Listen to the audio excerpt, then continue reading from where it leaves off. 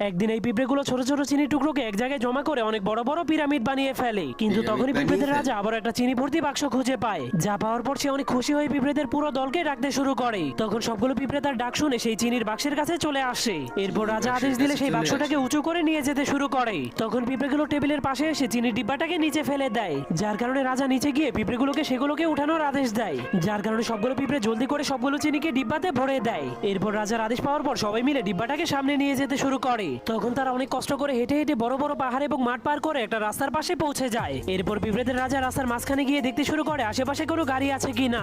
অনেক ভালো করে দেখার পর সবগুলো পিঁপড়ে ধীরে ধীরে রাস্তা পার হতে শুরু করে। কিন্তু তখনই হঠাৎ করে একটা গাড়ি আসতে শুরু করে পিঁপড়েগুলো চিনিগুলোকে ফেলেই সেখান থেকে পালিয়ে যায়, যার কারণে তাদের চিনিগুলো গাড়ি চাকার নিচে পড়ে নষ্ট হয়ে যায়। এজন্য পিঁপড়েগুলো সেই খালি ডিব্বাটাকেই তাদের বাড়িতে নিয়ে যায়। তখন তারা দেখতে পায় অন্য পিঁপড়েরা চিনির মাধ্যমে পিরামিড তৈরি করছে, যা দেখার পর পিঁপড়েদের রাজা বুদ্ধি খাটিয়ে সেই খালি চিনির ডিব্বাটাকে পিরামিডের উপরে নিয়ে যায়।